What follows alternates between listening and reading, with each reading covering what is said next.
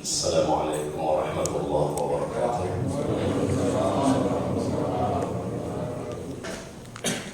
Bismillah, alhamdulillah, Allahumma salli wa sallim ala rasulillah Muhammad ibn Abdillah wa alihi wa ashabihi. Alhamdulillah, kita panjatkan syukur kehadirat Allah Subhanahu wa ta'ala. Kita masih setia untuk mengikuti kajian subuh Ramadan, dan mudah-mudahan duduknya kita menimba ilmu, Allah curahkan rahmatnya kepada kita, dan mudah-mudahan ilmu ini bermanfaat buat kita, khususnya buat saya yang baca, yang menyampaikan pesan ini kepada jamaah. Mudah-mudahan Allah kasih hidayah buat kita semua. Allah tambahkan ilmu, Allah beri kesabaran, Allah cukupkan hidup kita semua, dan mudah-mudahan kita selalu sehat walafiat sehingga kita bisa menyempurnakan ibadah kepada Allah Subhanahu wa ta'ala. Bapak dan Ibu, pembahasan kita masih seputar kemarin terkait dengan kewajiban memenuhi undangan, kewajiban memenuhi undangan. Dua hal yang kemarin sudah saya sampaikan, yaitu yang pertama, sedikit untuk mengulang saja, bahwa yang mengundang ini adalah orang dewasa bebas, dan kemudian undangan itu sifatnya rasional, artinya layak untuk dikunjungi, begitu. Bukan tempat-tempat yang dianggap sulit oleh orang untuk hadir di sana.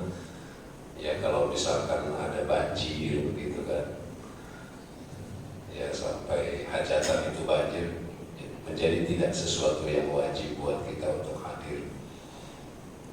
Kemudian undangan itu tidak dikhususkan untuk orang kaya, maka orang kaya yang mendapatkan undangan itu pun tidak wajib datang.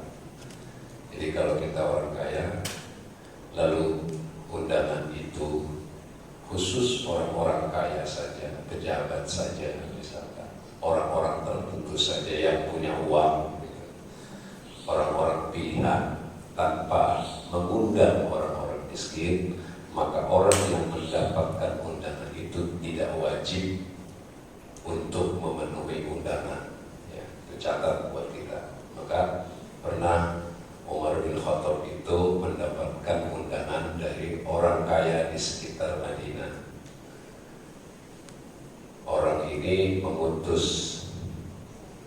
ajudannya untuk hadir atau untuk menyampaikan undangannya kepada Umar bin Khattab. Umar bertanya, ini orang miskin di sekitarnya diundang tidak?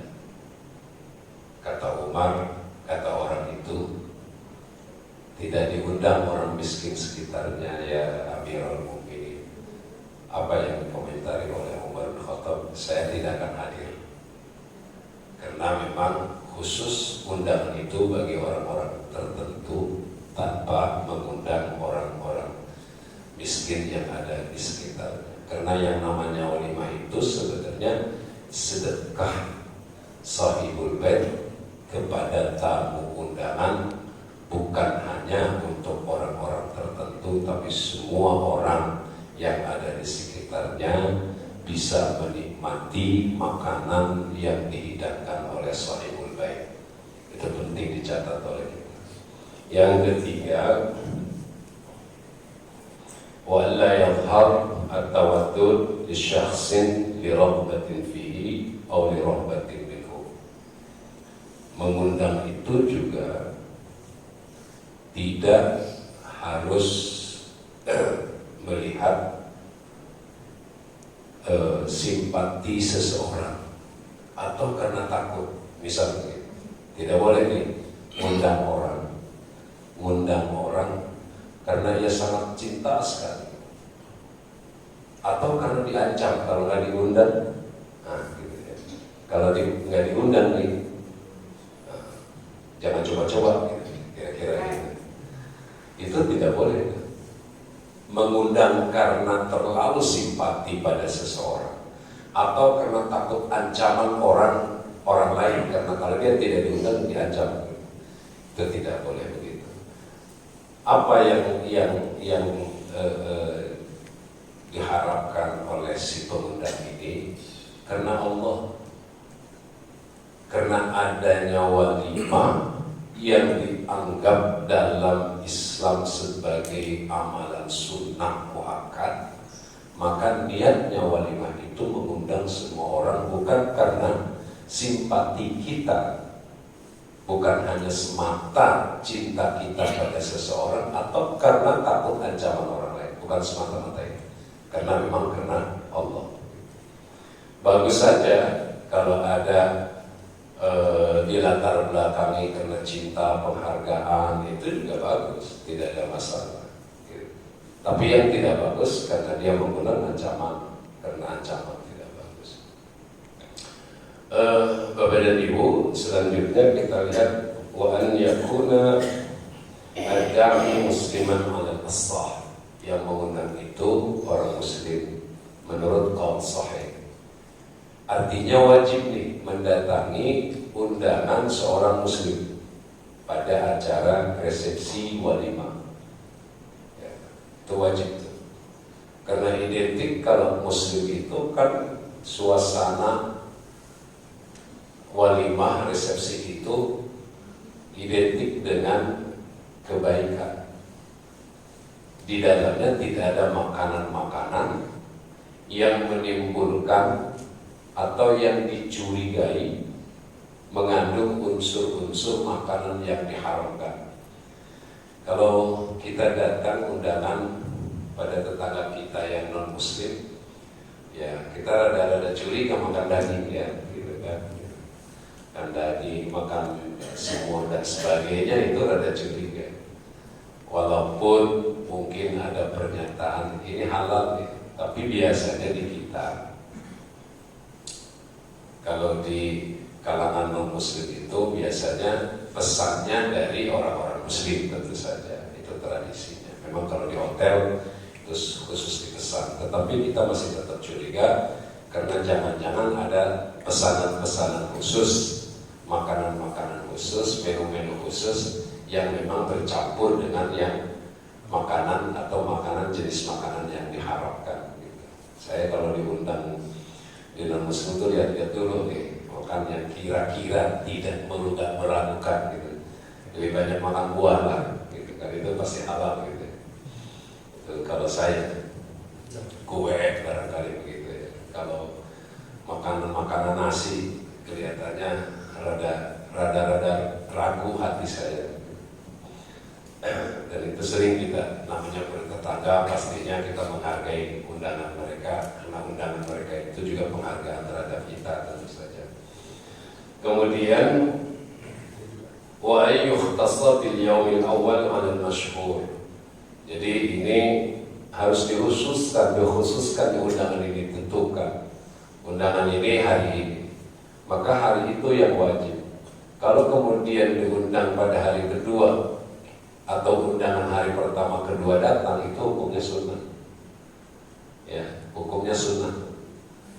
Undangan walimah ya, resepsi ya, saya katakan undangan resepsi. Jadi kalau diundang hari Ahad lalu kita datangnya hari Minggu, datangnya menjadi sunnah.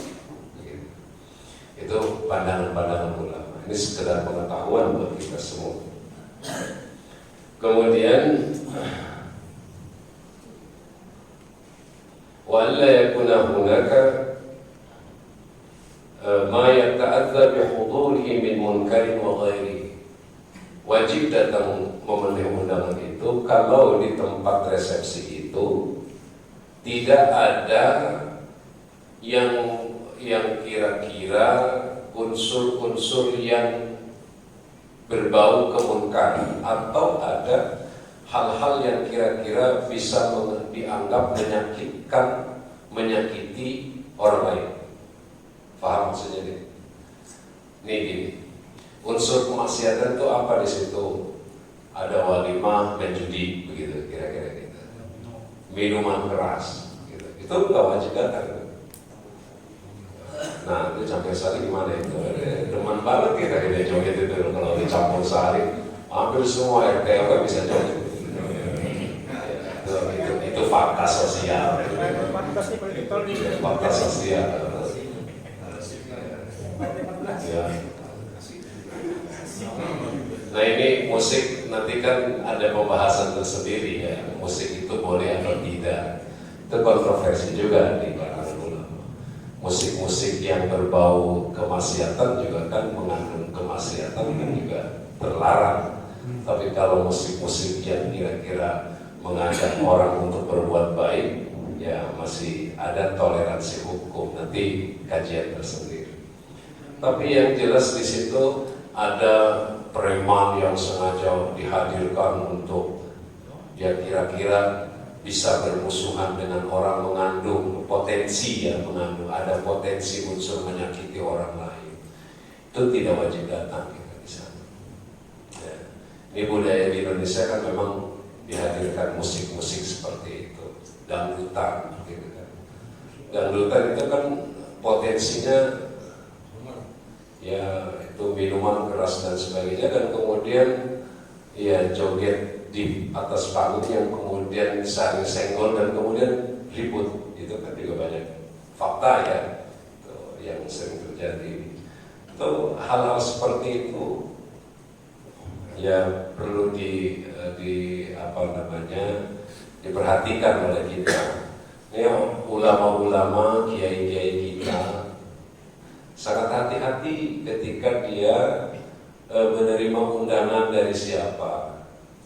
Kemudian tanya dulu di tempat itu kira-kira ada nggak yang berbau kemungkaran gitu. Itu ulama ya, karena menjaga muruah, harga diri, kehormatan dirinya sebagai seorang ulama, agar tidak mereka terlibat langsung dengan kemaksiatan. Ya, kalau kita masih demen malah ada apa di sana campur sari, wah itu paling getol gitu. Ya, kalau kita ini lalu kan juga disuguhkan nyanyi, ditawari, ustadznya juga ditawari, ustadz nyanyi, ustadz gitu. Kan ada itu, jangan dulu, janganlah diganggu, biarkan dulu, biar duduk dengan tenang. Apa itu? Lagu apa ini? Lagu apa ya, saya lupa. Senyum-senyum dulu, senyum dari jauh. Saya lupa. Oh, ikan dalam kolam. Kemudian wajib juga datang. Wajib datang kalau tidak ada uzur. Jadi kalau ada uzur tidak wajib datang. Ini ada gitu. Sakit itu tidak wajib datang. Ada kendala jalanan tidak wajib. Itu tidak wajib datang. Lalu bagaimana kalau kita mendapatkan undangan 2 orang, 3 orang dalam waktu yang sama? Maka yang wajib dipenuhi yang pertama. Yang kedua tidak wajib, sunnah hukumnya. Apalagi yang ketiga, gitu ya. Kan banyak tuh acara yang sama bareng bentrok pada jam yang sama. Maka siapa yang duluan datang ke rumah kita memberikan undangan itu, maka dia yang wajib dipenuhi untuk yang pertama. Bapak dan Ibu, itu saja barangkali yang dapat kita sampaikan pagi ini, mudah-mudahan. Ya. Ada sesi tanya kan ya? Ya, silakan. Assalamualaikum warahmatullahi wabarakatuh. Saya izin dulu, di-cut dulu, mau pengen pipis dulu. Pertama yang saya tanyakan, tren sekarang ini dalam undangan, di keundangan kemana kita itu, apalagi kalau pesta di gedung itu hitungannya porsi. budget gitu. Diundang cuma sekian orang. Apalagi kita ada pihak laki-laki umpamanya yang penyelenggaranya perempuan, dominan perempuan daripada perempuan. Sementara kita ingin mengundang kolega-kolega kita segitu banyak, bisa terundang semua. Ya kan? Itu pertama. Bagaimana kita selaku yang mengundang tidak terundang semua? Itu pertama. Gimana sikap kita gitu, dan bagaimana perasaan kita terhadap orang-orang yang bakal kita undang, ini pantas diundang. Kayaknya kita mau pilih nanti akhirnya. Ini dipilih, ini diundang, ini tidak diundang. Yang pertama. Yang kedua, mungkin dalam waktu dekat, mungkin dalam waktu dekat, ya, insya Allah saya akan mengadakan ya, tapi tidak di lokasi yang ini, di kampung Padang, ya. Kita ikutin ini perempuan, ya. Pengen mengundang jamaah atau apa, terus timbang rasa ini ada gitu loh. Kita undang, kita mengadakan di sana, nggak kita undang, kita menyelenggarakan gitu. Ya maaf, saya katanya ada yang sebagian teman. Ini kan pertama itu jadi serba bingung gitu kita yang sebagai apa namanya. Tolong mohon. Terima kasih Pak Haji. Jadi dua hal, kita mengundang membatasi diri karena persoalan lain, bahasa misalkan atau karena ada teman-teman yang terlalu jauh. Itu kategori uzur, kategori melihat kondisi. Begini, satu hal yang perlu juga kita perhatikan kita mengundang bukan karena pilih tebak, ya. Karena memenuhi undangan itu wajib hukumnya, Mas. Jangan sampai kemudian kita mengundang seseorang lalu dia tidak mampu kemampuan untuk hadir, menjadi dosa bagi dirinya. Misal ada orang yang memang susah, sementara kalau tidak diundang, misalkan tidak diundang dia orang sekitar kita dan kenal, misalkan. Kalau diundang takutnya dia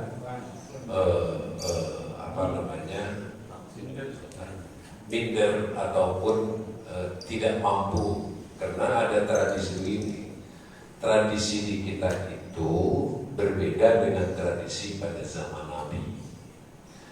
Tradisi zaman Nabi diundang saja tanpa membawa amplop, itu masalahnya. Kalau di kita tradisi itu menjadi hukum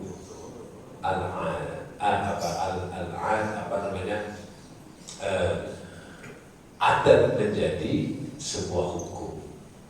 Maka kalau kita datang memenuhi undangan tidak membawa bekal amplop, gitu ya, itu seperti satu beban. Rasanya satu beban berat gitu kalau tidak ngasih. Walaupun kecil atau besar kan kita tidak juga tahu. Nah, ketika kita mengundang orang yang miskin lalu kemudian karena dia tidak punya uang untuk datang, menjadi sebuah dosa seperti itu masalah juga di situ. Nah, sehingga pertimbangan kita akhirnya ini daripada dia menjadi dosa, lebih baik saya tidak undang. Karena ini masalah di gedung, di hotel. Kalau di sekitar kita mah nggak ada masalah barangkali ya, nggak perlu ongkos, nggak perlu lagi. Pokoknya silakan makan-makan karena memang niatnya sedekah. Kita pun sebenarnya tidak punya niatan untuk Anda datang ke saya memenuhi undangan harus bawa amplop, kan nggak begitu. tidak begitu, niatnya harusnya tidak begitu idealnya. Kalaupun ada, ya, kalaupun ada niatan itu manusiawi menurut saya. Tapi sebenarnya itu harus dihilangkan. Kalau mengundang orang saja, jangan mengharapkan hal itu, maksud saya. Ya, ini titik. Jadi sehingga kita memilih orang itu, dengan pertimbangan kondisi tadi, maka ada toleransi hukum.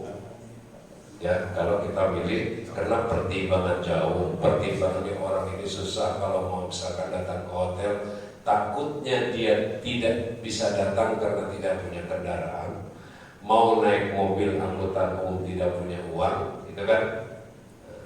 Buat dirinya sendiri tidak wajib sebenarnya kalau kondisinya seperti itu. Ya. Kita pertimbangan tidak memberikan undangan, ya, itu karena pertimbangan tadi supaya tidak menjadi dosa. Itu kan pertimbangan. Nah, kaitannya tadi dengan insya Allah mudah-mudahan niat Pak Haji Mauzir ini nanti mau nikahin doain ya, di Padang. Jauh ya, ini kan juga ada uzur di situ, ongkosnya berapa? Nah, ketika beliau memilih seseorang wajar. Artinya kan wajar milih orang tertentu yang kira-kira punya kos untuk bisa berangkat ke sana. Kecuali beda, kalau semua yang datang itu diongkosin. Jadi wajib lagi. Ya, itu menjadi wajib lagi tuh yang datang. Pokoknya jamaah hijrah semuanya saya kosin satu pesawat. Tinggal di sana makan, balik lagi pokoknya nyampe polis lagi. Nah, itu menjadi wajib. Amin. Siapa tahu ya kalaupun kita tidak bisa, tentu saja kita akan bahagia, sahabat, teman, sangat bahagia ketika Allah menganugerahkan karunia-Nya kepada sahabat dan teman kita. Bapak dan Ibu, dalam konteks sekarang ini undangan sudah cukup modern tentu saja, ya, sudah menggunakan rekening walaupun tidak datang, transfer, ya. Jadi undang saja Pak Haji Mauzir, gitu. Semua diundang, hadirnya menjadi tidak wajib, begitu. Tradisinya menjadi wajib, nah itu, ya, tradisi, ya, sodakohnya. Saya lebih enak dan lebih cenderung niatkan semuanya itu sebagai sedekah saja, ya, sehingga tidak menjadi berat dan beban buat kita untuk memberikan bantuan finansial kepada sahabat-sahabat kita, teman-teman kita, keluarga kita yang sedang melaksanakan acara walimah karena juga kebutuhan hal tersebut, ya, untuk terlaksananya acara-acara tersebut. Bapak dan Ibu, itu saja yang dapat saya sampaikan. Tidak ada lagi ya. Nanti bolehlah diskusi interaktif hari-hari tertentu atau setiap hari kalau ada satu dua pertanyaan kita coba untuk hidupkan suasana ini. Mudah-mudahan ada manfaatnya. Dan mohon maaf tadi saya izin pamit sama iklan. Ya, sudah sepuh. Dan mari kita bersalawat pagi ini. Kita salawat dulu ya. Mudah-mudahan salawat kita menjadi syafaat ya, dan salawat ini salawat bil qulub, obat hati ya, obat hati, obat segala hati atau penyakit hati. Bismillahirrahmanirrahim. Allahumma salli ala sayyidina Muhammadin tibbil qulubi wa dawaiha wa afiyatil